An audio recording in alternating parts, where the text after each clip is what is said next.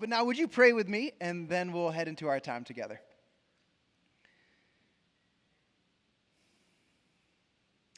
Father, Son, and Spirit, we thank you for the ways that you have provided. We thank you even for the breath that you've given us and the opportunity we have to be here together. Jesus, I pray that you would open our eyes to what you're doing. And as we read your word together, Spirit, would you empower us to love your community in your name? God, we give you these next few moments. In your name I pray. Amen. Amen. All right, well, one of my favorite children's books is Alexander and the Terrible, Horrible, No Good, Very Bad Day. If you haven't read this book and you want a laugh, I 10 out of 10 recommend. But in this book, Alexander wakes up one morning and he forgot that he fell asleep while chewing bubble gum. And now that bubble gum is stuck in his hair. And so he gets out of bed to solve that problem, but when he gets out of bed, he trips on the skateboard that's on the ground. And then after he trips on that skateboard, he stumbles over to the bathroom and turns on the sink in order to wash his face. But when he turns on the sink, he drops his t-shirt into the sink while the water is running. Some of the parents in the room are saying, Aashish, you're describing my morning this morning. Some of the adults in the room are like, Aashish, you're describing my morning this morning. But what starts to dawn on Alexander is this is not just going to be a bad day. This is going to be a terrible, horrible, no good, very bad day. And the next pages in the book confirm this suspicion. Now, some of my favorites are when he goes down to the breakfast table, and him and his siblings, they open up their boxes of cereal, and his brother finds a nice, shiny toy Corvette in his cereal box. And his other brother finds a nice, shiny toy Viper in his box. But when Alexander opens his cereal box, what does he find? But plain old cereal. Or when Alexander goes to the dentist and his brothers get the clean bill of health, but Alexander finds out that there are 3 cavities in his teeth. I mean, things get so egregious that Alexander decides, I am done with this. I am going to move to Australia. I'm done with my problems. Now, I remember the first time I read this story, I thought that the book was going to end on a high note. We're going to end and find out that all these things happened to Alexander for a reason. But when I read the end of the book, it was shocking, but also comforting in a way. The story ends with Alexander tucked in bed. His Mickey Mouse nightlight has burnt out. His favorite cat has decided to cuddle with his brother. This kid can't catch a break. And his mom just sits beside Alex's bed and says, Alexander, some days are just like this, even in Australia. Now today we're wrapping up our series called New Beginnings. And throughout the book of Acts, we've looked at how new beginnings aren't moments where the story of God starts over, but rather moments where people are invited into a new chapter that God is writing. We've all experienced new beginnings in our lives. Even as I say new beginning, does that bring up a season of life for you, a time where you stepped into a new chapter? And while these new beginnings come with a lot of excitement and anticipation, I think we just have to normalize the fact that new beginnings are also going to include some terrible, horrible, no good, very bad days. Have you experienced these days in your life? Now, new beginnings assume change, and change brings loss. It can bring grief and uncertainty. What happens when the excitement of the life transition wears off and you're faced with questions that you don't have the answers to? Or you're walking into a season without a familiar community around you? Or you're grappling with a new purpose that has accompanied this chapter? Seasons where it feels like an uphill climb every single day. Even being a Jesus follower, a new beginning that many of us have stepped into, can involve some hard moments as we're truly trying to live out the words and works and ways of Jesus in environments where that is countercultural. The Bible reminds us that, yes, while new beginnings are exciting, new beginnings are also going to involve some hard moments. But the Bible also reminds us that the Spirit of God is with us in those hard moments and empowers us to walk through those moments and navigate these days, these months, and sometimes the years. So as we end our series this morning, we're going to look at what happens when the new beginning involves storms and shipwrecks. And what I hope we take from this morning is that new beginnings will involve hard things.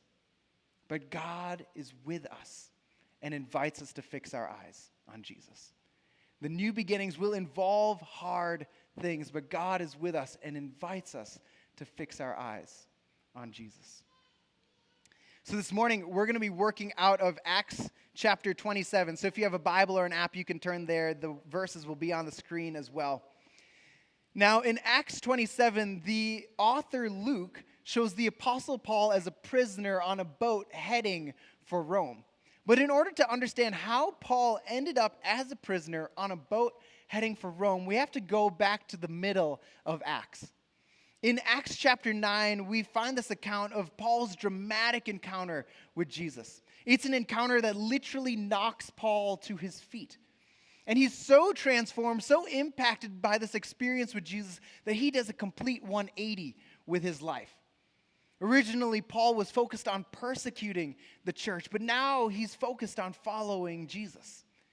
And this new beginning comes with a new mission. No longer is Paul supposed to be silencing the good news, but now Paul is going to be a witness of that good news, not just to the Jews, but to the Gentiles and to the ends of the earth. Paul goes from persecuting the church to now Paul is a church planter. And this new beginning involved a lot of exciting moments as the Spirit brought healing and brought freedom in the lives of the people that Paul interacted with. Paul met so many new people and even saw revival happen in cities throughout Israel and Asia. This new beginning was exciting. But if you read the book of Acts and you read through Paul's letters, you'll also discover that there were a lot of terrible, horrible, no good, very bad days that Paul had to go through. See, Paul's message put him at odds with pretty much everyone he interacted with. This radical message disrupted the status quo.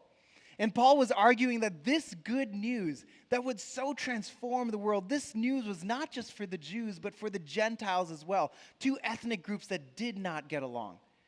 And this news landed Paul in prison over and over again. And that's actually where Paul is right before chapter 27. Paul is in prison in the city of Caesarea. And after a trial that goes on for 2 years, includes 2 governors and many false accusations, Paul appeals to Caesar. Now, appealing to Caesar was the right of every Roman citizen. And what it involved was the Roman citizen didn't have to stand trial in these minor courts, but they could actually stand trial before Caesar. They had the right to present their case before the emperor of the world. And so Paul, as a Roman citizen, appeals to Caesar. But Paul's a little sneaky here. Remember, Paul's new beginning involves spreading the good news to not only the Jews, but the Gentiles. And where is Paul going when he appeals to Caesar? He is going to the political center of the known world. He is going to the Gentile capital. And yes, he is going to present his case, but he's also going to present the good news to the most powerful man in the world. And Paul's hope is that in presenting the good news, he would invite this powerful man into following Jesus as well. And so Paul is a prisoner, and he is put on a merchant ship, and he is heading to Rome to step into this new beginning that God has invited him into. But as we read, we will see that it is literally not smooth sailing. And so here's where we pick up. Acts chapter 27, verse 13. It'll be on the screen. I believe it starts on verse 14 here. But verse 13 says, "When a gentle south wind began to blow, they saw their opportunity. And so they weighed anchor and they sailed along the shore of Crete. Before very long, a wind of hurricane force called the northeaster swept down from the island. The ship was caught by the storm and could not head into the wind. So we gave way and were driven along. As we passed by the lee of a small island called Cauda, we were hardly able to make the lifeboat secure, so the men hoisted it abroad. They passed ropes under the ship itself so that it would hold together. Because they were afraid they would run aground on the sandbars, they lowered the sea anchor and let the ship be driven along. We took such a violent battering from the storm that the next day they began to throw the cargo overboard. And on the third day, they threw the ship's tackle overboard with their own hands. This is when the reader would have realized things are really drastic, because the cargo was the only reason that this ship was sailing. And the tackle would help them load cargo from that port onto their ship. So they were saying, who cares about our purpose? We are going to die. And it goes on in this account. It says, when neither sun nor stars appeared for many days, and the storm continued raging, we finally gave up all hope of being saved. When neither sun nor stars appeared for many days, and the storm continued raging, we finally gave up all hope of being saved. Have you ever been in a situation where it felt like you were in a storm, driven along where hope was challenged, and where you were tempted and maybe even gave up hope? Oftentimes, the Bible uses this analogy of storm to talk about facing something chaotic, facing something unplanned, something dangerous, a situation where you feel like you have lost control and when hope is challenged. Have you ever been in a season where it feels like you are walking into a hurricane? Where it feels like no matter how hard you try, there's no way that you can move forward, and you're even being driven where you don't want to go. That may be where you are right now. And that may be where someone you love is right now, even if you don't realize it. Now, the storms are always going to be a part of life. The Bible reminds us of that. But where is God in the midst of this storm? We go on in verse 21. And so it says, after they had gone a long time without food, Paul stood up before them and said, men, you should not have taken my advice to sail from Crete. Then you would have spared yourselves this damage and loss. But now I urge you to keep your courage, because not one of you will be lost. Only the ship will be destroyed. Thank you for that really good news, Paul. I remember being on the boat in the middle of the Pacific Ocean. And the boat is so, it's small compared to this massive body of water. And if someone had told me, Aashish, you're going to be fine, but the ship is going to be lost, that is not the comforting news that I need in that moment. But Paul continues, last night an angel of the God to whom I belong and whom I serve stood beside me and said, do not be afraid, Paul. You must stand trial before Caesar. And God has graciously given you the lives of all who sail with you. So keep up your courage, men, for I have faith in God that it will happen just as he told me. Nevertheless, we must run aground on some island. Last night, an angel of the God whose I am and whom I serve stood beside me. Where is God in the midst of the storm? In the midst of the hurricane winds and a ship doomed to destruction, God is right beside Paul. And Paul goes on to explain to this collection of church planters and soldiers and businessmen and sailors that the God who is present in the storm is faithful and will provide. Yes, the vessel carrying them into this new beginning would fail, but the God who had called them into that new beginning was faithful, that God would be with them in the midst of the storm and see them through the storm. Now, I had the opportunity to do my undergrad at a small Christian college. And as much as I was there to get a degree, there was an expectation, unsaid and sometimes blatantly said, that I would find someone to spend the rest of my life with at this college. Some people called it Ring by Spring. It went by many names. So I met this wonderful girl. And she loved Jesus, she loved me, and as I stepped into this new beginning after I graduated, I was like, I am ready for this adulting season. I have a great community around me, I have a great girl with me, I have all my plans laid out. But it wasn't long after graduating that this girl and I had a conversation. And she informed me that she would be moving forward in our relationship, but without me. I was dumped, in other words. It was tough. Now, talk about what felt like hurricane winds. I remember feeling like I was out of control. I was hopeless. I was tossed about by the weight of unmet expectations, unfulfilled dreams, and shame.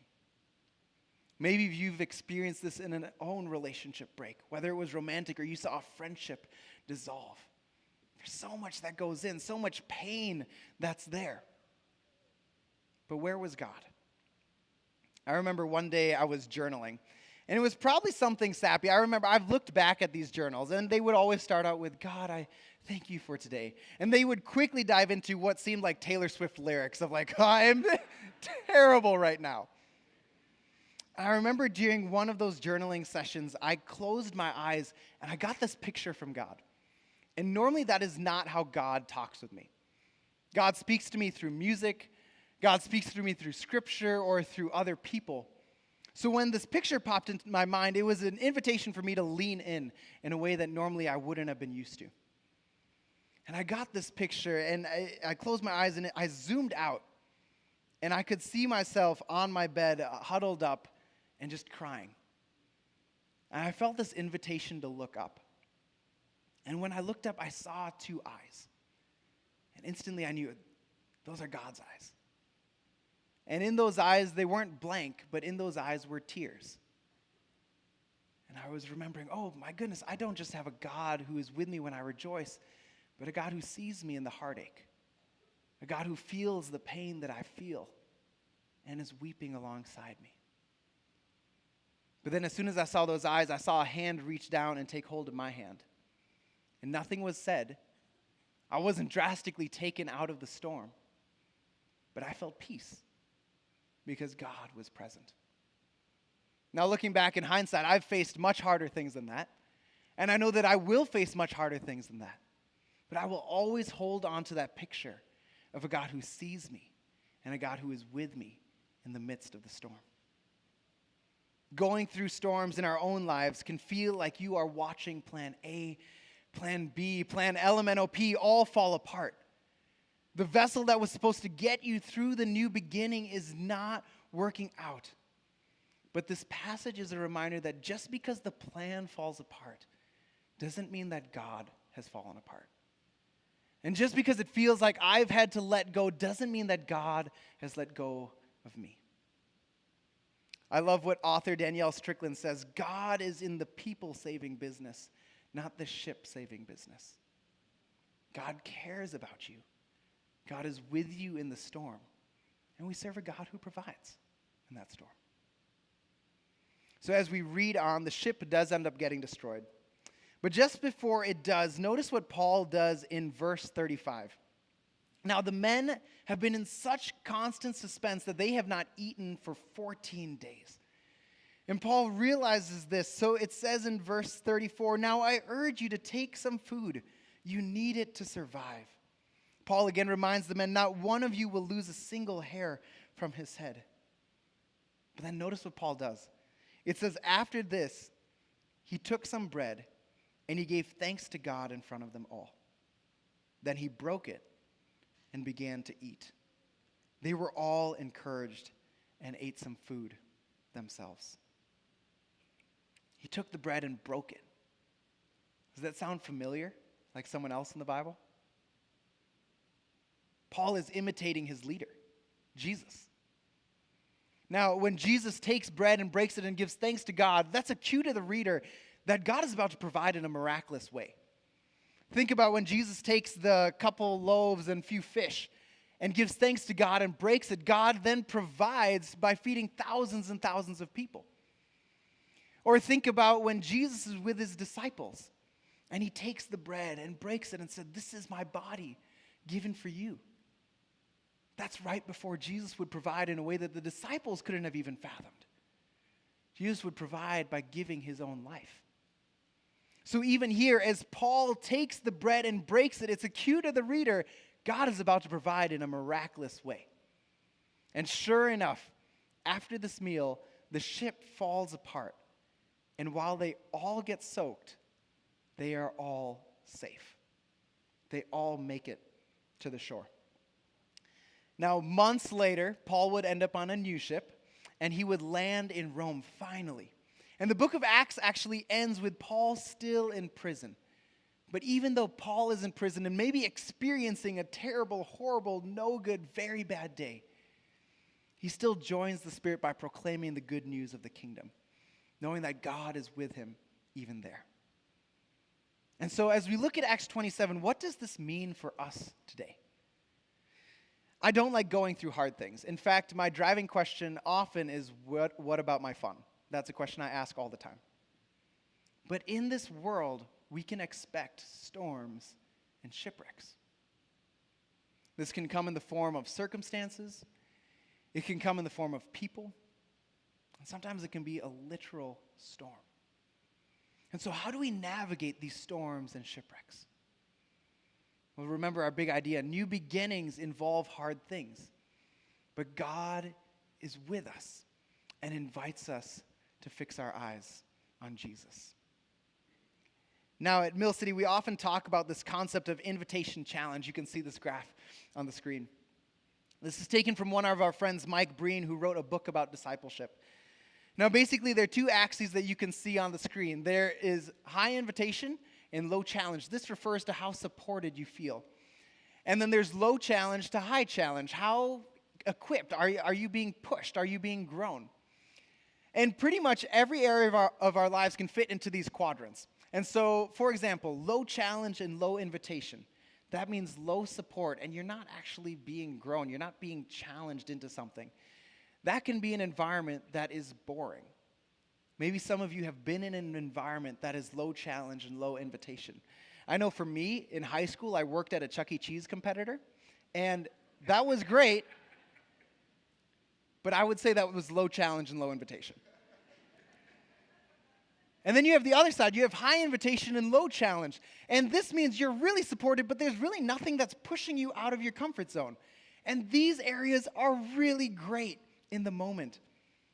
But in the long haul, they are going to leave you unfulfilled because you're not growing into the person God has created you to be. Now, what Mike Breen talks about is that discipleship is formed in environments that are high invitation and high challenge. These are environments where you feel very supported and places where you feel empowered to join God in the work that God is doing. You feel stretched. You feel like you're able to grow. Yes, it might be painful, but it's worth it. And what I want to suggest this morning is that in the storms and the shipwrecks, the high invitation comes from a God who is present, a God who surrounds us, a God who won't let go. And this God who supports us, his high invitation is to fix our eyes on Jesus. But that's also a high challenge. It's tough to fix my eyes on Jesus. I want to fix my eyes on what I can control, what is in my hands, what is going to get me out of the storm now. But the author of Hebrews says, let us throw off everything that hinders and everything that entangles, and let us run with perseverance the race marked out for us, fixing our eyes on Jesus, the pioneer and perfecter of our faith. Fixing our eyes means surrendering our life and placing our trust in Jesus. And this is what Paul does all throughout Acts 27. He doesn't ignore the storm or approach it flippantly. He's very open. Nevertheless, the ship is going to sink. This storm is going to be catastrophic. But he doesn't fix his eyes on the storm. And he also doesn't fix his eyes on the positive spin of the storm. As an optimist, I often try to think, what's the silver lining of this situation? And let me fix my eyes on that silver lining. But Paul doesn't fix his eyes on the silver lining. He doesn't fix his eyes on the storm. Paul fixes his eyes, places his trust in Jesus, the one who is greater than the storm, the one who is present in the storm, and the one who would provide through the storm. And notice how this response doesn't just encourage him, but it encourages everyone around him. These were people that did not believe what he believed, but they saw his faith and they were encouraged.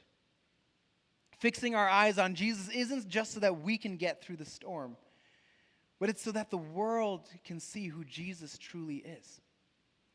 That they would be drawn not to a Jesus isolated on Sunday mornings or a 30-second Super Bowl ad, but a God who is tangibly present in their everyday spaces. I kind of joke about the Super Bowl ad. I'm pretty neutral on that topic. But what I'm not neutral on is that there is no PR for Jesus that is a substitute for people actually living out their faith. For people actually fixing their eyes on Jesus in the middle of the storm and letting that love fill them and actually propel them to love the people around them. That's how people are going to get to know Jesus. And so as we end our series on new beginnings, as we step into the places that God is leading us, there are two questions that this passage brings up. The first question is for us individually. Where is the Spirit challenging me to fix my eyes on Jesus? Where is the Spirit challenging me to fix my eyes on Jesus? Maybe it's a project at work. Maybe it's a family dynamic. Maybe it's some unplanned news. Maybe it's a decision you have to make. Where is the Spirit challenging you to fix your eyes on Jesus? To surrender your life and place your trust in a God who is faithful and present. Now, how could you do this? Well, for me, a practice of fixing my eyes on Jesus is actually listening to worship music. I created a playlist called Songs of Surrender that you can find on Spotify and Apple Music, and you can actually find that playlist at millcitychurch.com/blog. But these are songs that, like Paul said, they remind me whose I am and who I serve. That's just a simple practice of helping me fix my eyes on Jesus. I also think of prayer. That's what Paul does in Acts 27. He prays. Now, if you're wondering, okay, well, what actually am I going to pray? A resource that could be helpful is you could pray through the Psalms. I know I've done that. A psalm that is dear to me is, by day your love surrounds me, at night your song is within me. So my simple prayer is, Lord, let your love guide me. Maybe it's using an app like Lectio 365. That's an app that many of us have used that actually lead you through 5 minutes of structured prayer. Prayer could be a way of leading you to this posture of surrender. I even remember hearing about some people at work, and they would put a sticky note on their light switch. And the sticky note said, "Fix my eyes on Jesus." And whenever they'd go into their office and flip on the light switch, they would remember, okay, I need to fix my eyes on Jesus this morning. So where is the Spirit challenging you to fix your eyes on Jesus? And second, as a community, where is the Spirit challenging us to fix our eyes on Jesus? The reason we chose this series was not because of the new beginnings we face individually, although we do face new beginnings, but because on January 15th, our church stepped into a new beginning when Elam and Mill City Church became one. And while this change has brought a lot of exciting things, and it has been so fun to be together, I know that there will be days when this change brings grief and loss that will feel right in front of our face. There will be moments of storms and shipwrecks logistically, relationally, and missionally as we try to love our community in the name of Jesus. We can't let these storms and shipwrecks catch us off guard. They will happen. And remember, when we decided to do this, we didn't do this because we thought it was fun, although it has been fun. We did this because we truly believed that God was inviting us to serve Him better together than apart. But we also know that there's an enemy that doesn't want that to happen. An enemy who could care less about unity and care less about people in Northeast coming to know Jesus. And so as we go through the storms and shipwrecks, and even as we're in seasons where we aren't in the storms and the shipwrecks, how can we fix our eyes on Jesus together as a community? This could be through gathering, like we're doing right now. It could be through serving with one another. It could be through taking communion, which is a practice we'll do later this morning. How can we together fix our eyes on Jesus? The storms and the shipwrecks will come, but we serve a God who is with us and who is greater. And the one who has called us into the new beginning is the one who will see us through, not only for our good, but for our neighbor's good and for God's glory. I'm going to invite the band up. So the song the worship team is going to lead us in is based out of the hymn, "It Is Well." And the lyrics say that through it all, my eyes are on you and it is well with me. It's not well because there is no storm. It's not well because of what is in my hands. It is well because Jesus is with me. Jesus, the one greater than the storm, the one who can provide, is by my side. So as the worship team leads us, would we reflect on these questions? Where is the Spirit challenging me to fix my eyes on Jesus? And where is Jesus reminding me of his presence? Now, I just have to acknowledge that singing these lyrics, through it all my eyes are on you, it is well. Those are tough lyrics to sing, especially if you're in a storm right now. And if that's you, and if you're like, these are just too tough to sing, what I want to encourage you to do is just let the worship team sing these lyrics over you. Just feel free to stand and receive these lyrics and receive these prayers. But if you're someone who can sing this song, what I'd encourage you to do is don't just sing it over yourself, but sing it over the people around you. Together, we get to bring our stories to the throne of one who hears and answers, a God who knows that there's hard things, but a God who is with us and invites us to fix our eyes on Jesus. And so together, let's reflect on God's presence.